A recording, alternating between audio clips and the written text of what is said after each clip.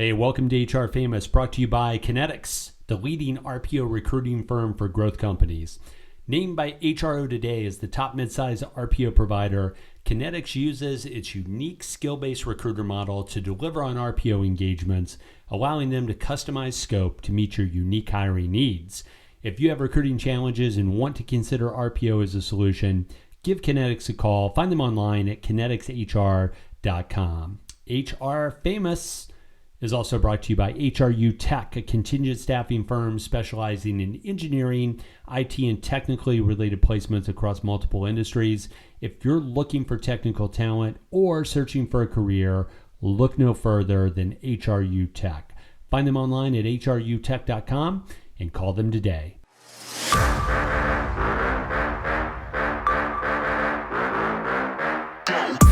Hey everybody, welcome back to another edition of HR Famous. I'm going to be your driver, the person that's going to lead the show today, Tim Sackett. Hey everybody. And I'm like, as always, during this COVID time, this pandemic, I have my friends with me, the two big smiles right now on their face. I love to see that. Jessica and KD, how are you guys doing? I'm smiling because people can't see us, but I'm looking at us, and I like my turtleneck, Jobs black turtleneck I'm rocking. But you, sir, look like you're going on a camping or fishing trip, huh? Yeah, I kind of. Yeah, I got the plaid shirt and the vest, and KD's, doing his Travis Matthew hat, So all you need is a pumpkin spice latte in your hand, and you are so fall. By the way, I was in Denver last weekend for a family thing, and one of the girls that we went to go see, she had pumpkin spice cleaner. Have you heard of pumpkin? That's a little too much at this point, right? That sounds gross. That's Katie, basic. Pumpkin spice in your coffee? Do you like that in your latte? No, it's just like normal black coffee. I'll tell you the other thing I'm smiling about, Tim, is right before you jumped on, I sent JLee this awesome video regarding the Anchorage mayor and an affair he allegedly had, and a person that was not happy if you're with into him. Socialism, if you're into that kind of stuff, but just Google Anchorage mayor and news anchor, and you'll get an entire great story to read about. Stay classy, Anchorage. Exactly. So, hey, we just, the NBA Finals got done. The Lakers and LeBron James pulled out the win over a gritty Miami Heat team and Jimmy Buckets, which I'm a huge fan of. But that's not the story I want to talk about because I know Jessica hates sports. What I want to talk about is one of the stories that came out of the NBA bubble, which is Russell Westbrook from the Houston Rockets. As he left the Grand Floridian in Disney World in the bubble, he left an $8,000 tip for the staff. So, Jessica, was that tip generous, too generous, just right? What do you think? I would like an $8,000 tip. No, I love it. I think a lot of people don't realize that, it's a common practice to tip housekeepers, or maybe they don't realize that it's not that common, but we encourage it. I think that housekeepers are some of the hardest working people in the hotel, and they're largely unseen. You interact with the doorman, the bell person, the front desk person. Yep. But that person who's cleaning up after you in the hotel room is the housekeeper, and you rarely see them. And so unsung heroes, hardest working people within our industry. And so I say tip away. I don't have $8,000 sitting around. I wonder if it was cash. Was it stacks of 20s? But wouldn't that be awesome? Just like a couple big stacks with the wrap around it. That would be amazing. Stacks of 20s. Hey, are you guys, show of hands, you guys in the crowd can do this as well, all the listeners, show of hands, you have to raise your hand up. Are you the kind of folks that steal things off the cart that's left in the hallway from the keeper? Like you need an extra little towel or a soap or a shampoo or something, or do you call down and get it sent up? Well, if I'm walking by a cart and I'm in the hallway, I take an extra toiletry or two. I love hotel toiletries, and I've got drawers of them. I love them. I think JLee loves those toiletries because of the level of property she's staying at. It's not the hand soap at the Fairfield Inn is just not the same as it is like upscale. Hey, so here's my take, and Jessica, I know you're in the industry. It's like I'm used to tipping and tipping well in restaurants, right? I don't understand all the rules, like in terms of when to tip and when not to tip. And I just wish, and I'm not being critical of any hospitality chain that's apart from like restaurants. Just charge me what you need to charge me to pay the people like the living wage that they deserve. By the way, that's all market based, right? I'm not saying that a housekeeper should earn $50,000 a year. I don't know, but I'm just kind of like, hey, charge me what you need to charge me. And if that takes the room, this is going to like tip off where I stay, right? If that takes the room from 140 to 160 because you made it all inclusive, is it going to change my behavior? Not really. Hey, the other thing I've got for you, JLee, since you are in the industry, is Westbrook tipping $8,000. First of all, if you're a housekeeper, you should absolutely, and I think this is true, but JLee can tip us off to this. Your job is to be a housekeeper, not just anywhere. You want to be a housekeeper at an upper end property, I think, where not an $8,000 tip, but tipping is probably has a higher penetration rate. More people are doing it, and they're as liable to flip down a 10 or a 20 as they are the coins in their pocket. Does anybody still have coins? I know I've left coins. The tipping thing is like an American thing too, for the most part. Like if you go around the country and stay at places, there's many countries where they'll be like, you don't tip. Like that would be weird to tip, But again, they also probably actually pay way more, from that standpoint. Yeah. Depending on the country that you're going into. Tim, I think it makes Westbrook really likable. And there's a lot to like about Westbrook. I think also too, though, when you're earning $30 million a year, it's a great like the story. Lint in his pockets. But that's right, because I think it, like when you see these type of tipping stories, I think it puts downward pressure on a lot of people. So there's a lot of people that earn like $50, $60, $70,000 a year who want to do the right thing, and they hear that. And they're looking in their pockets for the difference between $2 and a $10 bill. And I think it puts pressure on them not to feel great about themselves. And that kind of sucks. Although I'm not like terribly worried about those people. It definitely is in relation. It's like when Jordan got all that hot water for gambling because he was losing 100,000 and people were like, oh, he's an addict. And you're like, he's like, that's me losing that, like you using $100, me losing 100,000. It's basically the same. It's like, so calm down. So celebrities just like us. But I know. By the way, like the difference with housekeeping and tipping versus like a waiter or a waitress, like, if you're in a restaurant industry, you're reliant on tips to make up the gap between what your quote unquote base pay is and then how that supplements it. And so it feels more obligatory for your housekeepers. They're paid a living wage separate from the tips and they don't rely on that. That is truly just a bonus out of the goodness of your heart because that is just hard work and you're saying thanks, but there's less of a reliance as you would see in, other parts of the service. Hey, JLee, I've got one other thing. You're a coffee drinker. So I wrote about this a couple of years ago. Like us paying with cards at places like Starbucks, I mean, that had to have hit people in that industry incredibly hard because when I look at the tip jar, it's not there. Most of the people, when they serve me, don't say, do you want to add a tip? Like you have to be proactive. So it's super easy not to leave a tip. And I think Starbucks probably pays their baristas, pretty well in comparison to some other people. But right, Tim, I can remember you just pay money and like, it's like, okay, the cup cost me, $2.40, here's 3, right? Or here's 5, give me 2 back. There was just a viral thing that went up on Twitter. And again, this was a person that was a blue check mark on Twitter, right? So some pseudo celebrity, I think it was actually some kind of reporter from like CNN or someone like that.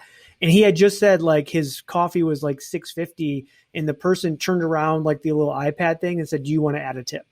And he was like stuck, like you're sitting there going, yeah, sure. And he's like, so it was like, and it was like 20, it was like 15, 20, 25. He just said 25. He's like, I gave like $1.50 tip. He's like, that's just, like you get put in that position where you feel like now I have to tip. Otherwise I'm like, no, I'm good. Johnny can make the coffee and we'll be just fine. Right. Like come on, like, do we really need to do this? I do think if you ever take a look at those tip charts like that they have, and they have like every single position that you might tip and how much you should tip, I get overwhelmed by that. Cause I was like, holy crap. Like I just want to go and stay the night at the hotel. I don't want to have to tip 45 different people. Like this is insane. But God bless Russell Westbrook and his $8,000 tip. I think it's awesome that he did it. I did not tip that much when I was at the Fairfield. By the way, one more thing. When I was in Denver this weekend, I was staying at a hotel, JLee. You'll find this interesting. I checked in, nice boutique place, wasn't a Marriott property. Wasn't a big brand property, right? So it was kind of a like boutique place. Anyways, we check in, and this was an expensive place. And the lady goes, "Oh, by the way, because of COVID, we will not be entering your room for the next 3 days." I'm like, whoa, wait a minute.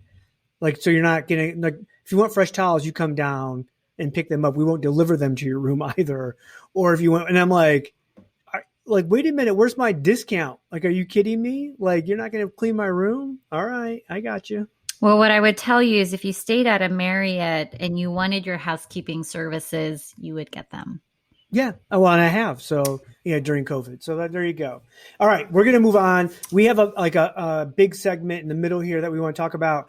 It's from TrustRadius, and they actually released a new report, 2020 report called the People of Color in Technology Report. And you can look for the link to the report in the actual liner notes for the pod. But I'm going to share some stuff, some findings, and then we'll have some reaction. First, I will say when we talk about like a lot of these reports, sometimes the demographics of who we're measuring, all three of us would question really highly. It's like, 97% of people don't like blah. And then you look at the number and it's like 120 people between the ages of 7 and 3, that were in one market. This is actual real demographics. So pretty impressive. Out of this, it was 44% non-people of color, and then 56% people of color, which you might think, well, wait a minute, this is a people in color tech report. Why wouldn't it be more? Think about the overall demographics of the entire country. This is actually a pretty good representation. By the way, great cross-section of titles, company size, locations, and also gender in this. So the first thing that they asked was, have respondents experienced issues at work due to race or ethnicity? White folks, 81% said, nope, we had no issues. No issues with my race or ethnicity. But people of color actually came back and said 57.4 said they had no issue. I found that number shocking. I thought way more than 50% would say, heck yes, I've had issues. 57.4%. KD, I'm going to throw it to you. What did you think about that number in terms of they've had issues in the workplace? Well, I think I was surprised like you, right? And I think one of the things you've got to think about a little bit is you've got to think about the industry. So even though, I think the sample, like it was a good sample, we can't forget that it's within tech. And there's a lot of great jobs in tech. There's a lot of great cultures. There's a lot of great work environments. So I was surprised that the gap wasn't larger. But I think it still shows that there's work to do. I also think that, I don't know, I think like showing numbers like this, and I thought the TrustRadius like research was well done. But again, it's in a little bit of a bubble in the tech bubble. But I actually think this is a way. I think numbers like this help us, can help us like help people understand that if we make, in some industries, we may have big adjustments to make. And I think this shows that it's within our reach to kind of equalize the playing field, certainly within tech. And if it's within reach, to me, it's more of a call of action. Let's do these 3 or 4 things really well to close this gap and close these numbers. Yeah, Jay. Yeah, I mean, that was one of the first things I went to also was like looking at the makeup of diversity in tech right Mm-hmm. now. And when the diversity numbers of certain populations may be lower to begin with, the percentage of people saying they face issues. I mean, I don't know. That's something to look at. But like the other thing is, it's like, it also depends on like how you define what an issue is. Like, are people to say like a microaggression is an issue and they've experienced that? And is that the kind of stuff they're reporting? Or are they reporting like more overt types of quote unquote issues? And so I think that's like one of the curious things. And I also think that like if I'm to like broad brush stroke and stereotype even my own culture, there are a ton of Asian people in tech. And I think Asian people tend to generally, like stereotypically, be maybe less confrontational, less willing to rock the boat, and like also feel like their types of issues that they're facing are not real issues compared to other populations. And so I even know like for myself with my own experience, like I probably would minimize a lot of things that could be perceived as issues, but like in the grand scheme of things, like I'm not Black, I'm not a Black woman, and I can't even compare to the kinds of issues they might face compared to me. Like mine are like peanuts in comparison. So there's something to be said about like who's taking this survey and, you know, how they might perceive issues. For sure. Like there's 3 or 4 of these I want to share because I think each one of them is to me is just fascinating. So another respondent question, which was respondents believe in the effectiveness of D&I initiatives. Now, again, they broke this between white folks and people of color, but they also then get executives. So the white folks said 61% they believe it's effective. People of color, 62% believe it was effective. So I was kind of surprised by that, you know, actually people of color within, again, technology in this space believe that the initiatives are being effective or the effectiveness is high. CEOs, so the executives, is only 51%, which again, I was surprised because I felt like the executives are probably really internalizing this and saying, hey, I don't think we're as good as we should be and we need to be better, versus their own actual people that are working for them. You know, Jay, do you find that surprising that executives find is not as effective as actual employees?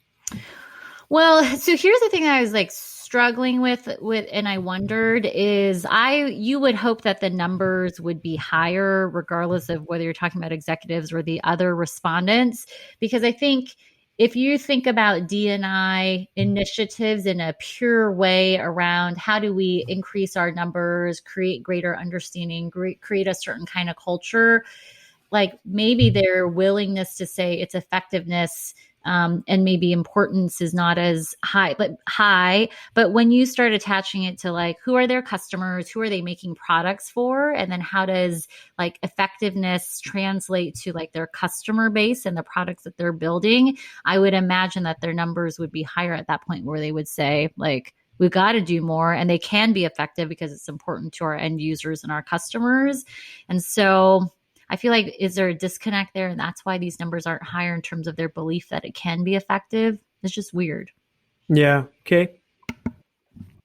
I would go back to just the respondents who believe in the effectiveness, like the broader population, not the executives.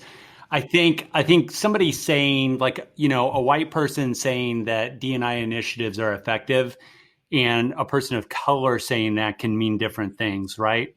So like, you know, I think the stereotypical response is like, you know, for a white person is to say, yeah, we do stuff related to DEI and I think it's effective. I think sometimes what they're saying is that it's enough. Like we have a platform, we have a program. I don't know that a person of color that says that we've achieved some level of effectiveness says that that's all we need to do, right? So I think it's probably like what comes next, like with the follow-up question. But again, I was fascinated by this research. You know, we talked a little bit about it a couple of weeks ago and wanted to talk a little bit about it on the pod because super interesting within like a single industry. So it's TrustRadius.com. We'll get you guys the actual link to the report. The one thing that I take a look at, I go, well, wait a minute, let's pull out D&I, like programs, effectiveness, all that, and let's replace it with something else. So if let's say we replaced it with our health benefits program. And we said, okay, let's now measure our employees and say, how effective are our benefits? And if we had, whether it doesn't matter how you cut it up, if you did cut it up male, female, if you cut it up people of color versus white, whatever, management versus labor, and it came back 62% effective, we would think we failed as an organization with benefits. Don't you think? What happens when employees behave badly? Boy, we could do an entire TV show, maybe a Netflix special on that. Well, Ryan and I sat down and recorded episodes for FAMA, and we asked practitioners, give us your most outrageous story. The sales leader that brings cocaine to work, whatever. Just bring us the outrageous, and it is funny. So if you need a laugh, which we all do from time to time, search for workplace misconduct wherever you get your podcasts, and you'll find it. And trust me, you will laugh and cry, but you'll definitely laugh. All right. Thank you. I mean, we like to think that the numbers are look decent because they're over 50%, but I'm like, nowhere else in HR would we go, oh yeah, they're pretty good. It's fine. I think. Yeah. With the scope creep of benefits, that's probably the wrong example because the effectiveness percentages or the voting on that probably isn't as high as we think it is. As like deductibles go up, right? Copays go up, and we try and pass on more of the costs to employees. All right. So here I got two more I want to share.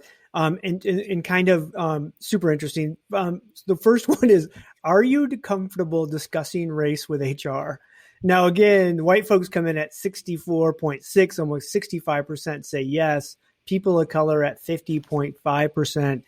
I would say anything under like 90% across the board would be, if I was in HR, I'm like, oh my Lord, we have failed at such a major way. Like, Jessica, from an HR perspective, and you've worked in an executive role in HR and talent, like, does anything about that shock you?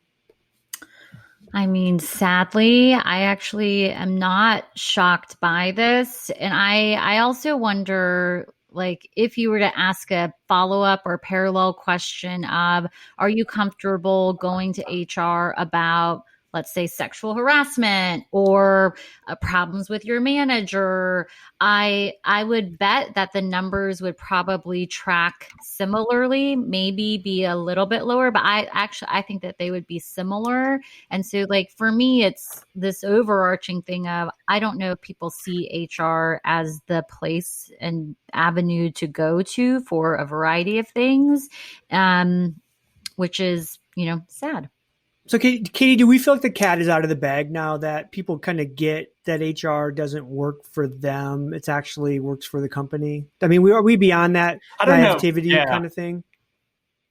Yeah, I don't think that. I think the cat was out of the bag a while ago, right? I mean, I think the best HR people are inherently balanced. They've got to get results for the company, and they have to protect the company from risk. But the best HR people get great outcomes for individuals when they walk in their door, and they find that middle ground, and they've got like 1 foot on both sides of the fence. And when really bad stuff happens, I don't think they blink. But Tim, I don't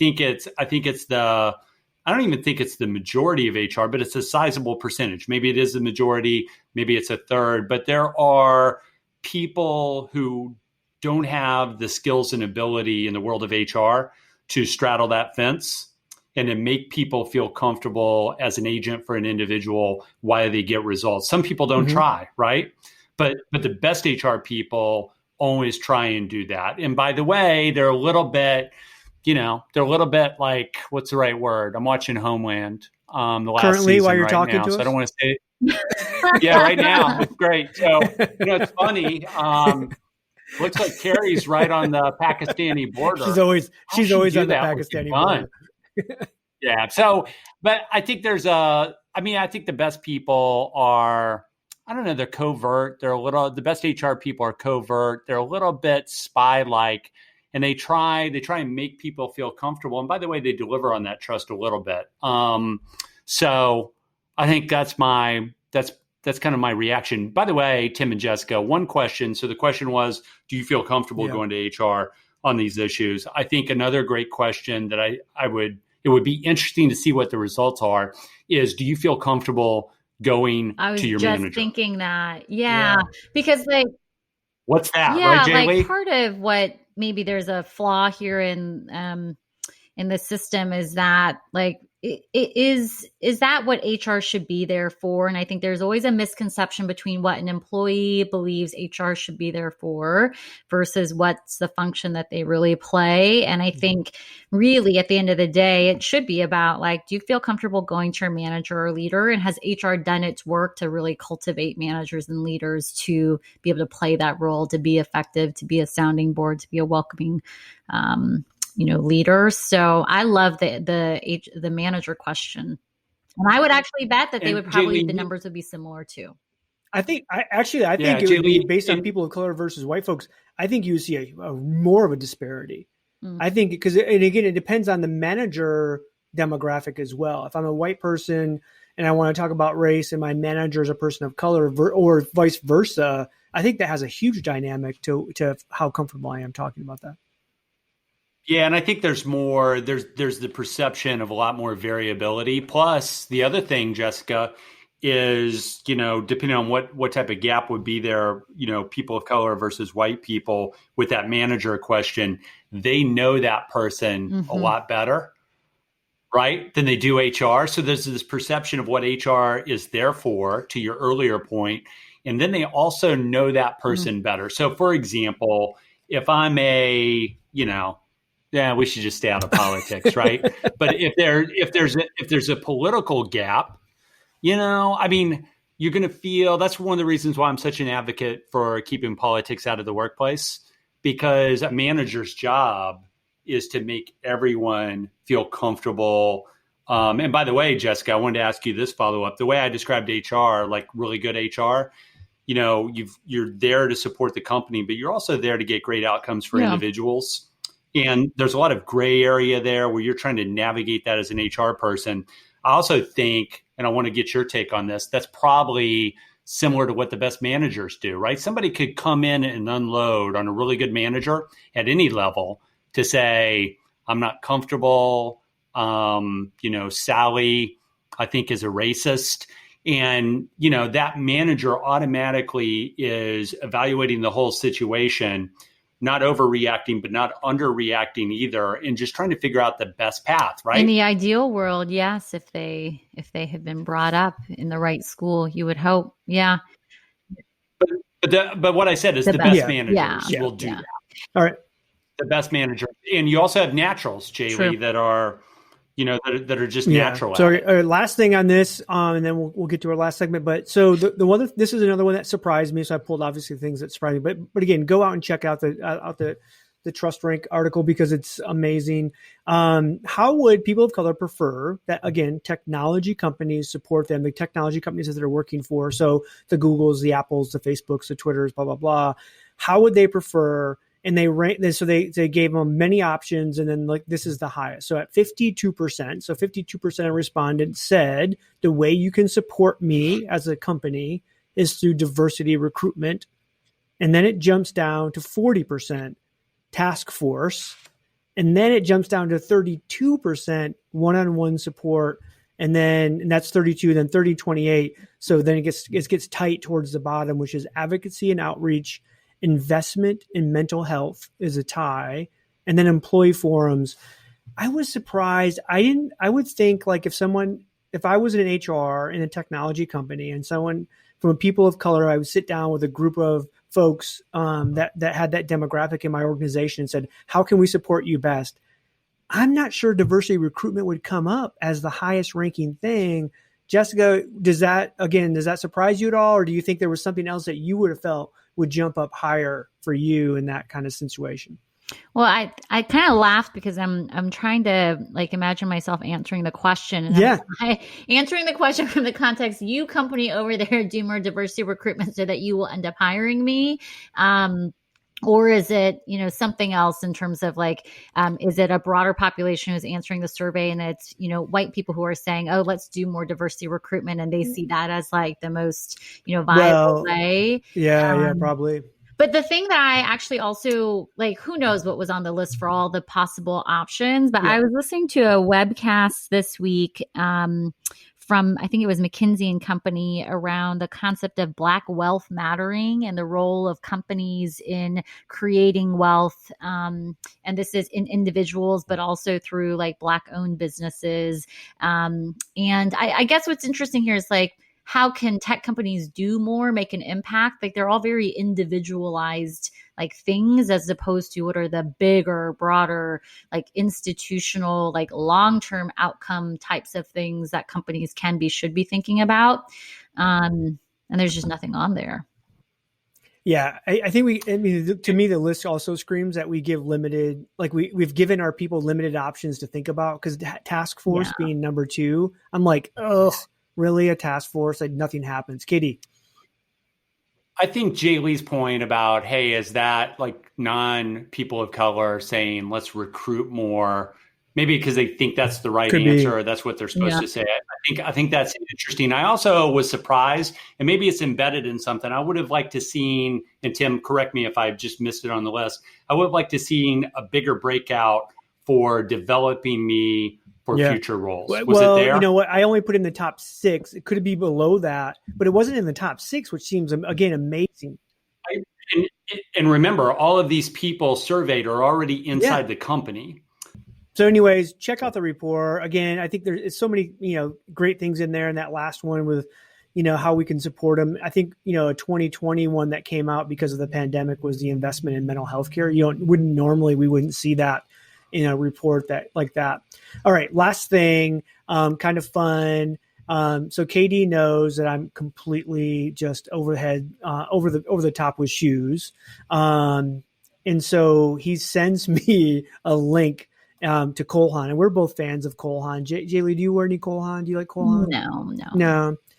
Is that not high enough for you? Sorry. No. So anyway, why you said that weirdly? Is that like a white dude shoe thing? Maybe a generational thing too. It's generational old. JLee's like first like rack of shoes cost more than your Camry, Tim. Yeah, I know for sure. So anyways, so he sends me a link from Cole Haan. They came in and did a partnership with Slack and created special Cole Haan shoes for Slack. And then, if you know the Slack logo, there's kind of like the rainbow color. There's like 4 primary colors that are the main colors. And so they created 4 different shoes, men and women, that could be worn that have like the Slack logo on them, and you can buy them. Now, again, I'm like, I would never buy those because I don't work at Slack. That seems kind of like really specific. I guess if you're a super Slack user, you might. But again, I'm thinking, wow, that's super narrow. But my real question to you guys is, think about a non-apparel brand, and they're gonna come with shoes. So that could be Adidas, Nike, Cole Haan, whatever. But so a brand like a Marriott, an Apple, a Google, or whatever. What brand would you buy the shoes if they married with your best shoe brand, or it came up with a collaboration? So what collaboration do you want to see that you definitely would buy? And I have my answer, but go ahead. JLee. I don't know that I would personally ever buy like a collab that's like 2 brands, and unless it was like attached to like Yeezys. Something that's more personality driven. But I could see like dudes as an example of like a collab between like Porsche or BMW and like a shoe line, something like that. By the way, Ferrari and Puma do have those kind of. Oh, do they? See? Yep. Yeah, that kind of thing. I don't know about me. Okay, good answer, KD. So not to wear them, but as an investor, I mean, you go Apple. Like automatically, and you put some tech in the shoes, some BS. Hey, I can put my phone in my pocket.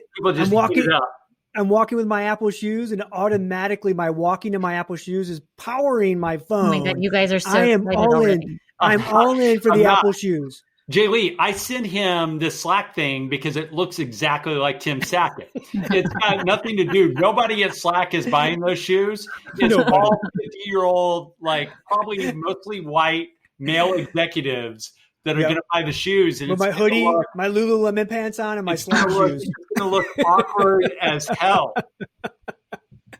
But KD, how much? I would pay $500 for Apple, like Adidas shoes if they powered my phone, like when I was walking. Like I'd be so in on those. Like get on that. Come on, Apple. By the way, Michigan State actually somebody at Michigan State created an insert into your shoes that actually does power your phone through the wireless technology. But there's so many aspects to it where people aren't sure if like the energy transfer is going to cause cancer. So it's like there's all kinds of like research that has to go into it, but they already have the actual inserts that will power your phone. So, okay, that is it. JLee thinks I'm old because I wear Cole Haans, and I would not buy the Slack shoes, but I would definitely buy Apple shoes when they get on those. Come on, Tim Cook, make me some Cole Haan or Adidas Apple shoes, and I am in. For Jessica Lee and Chris Dunn, I am Tim Sackett. HR Famous, guys. We are out.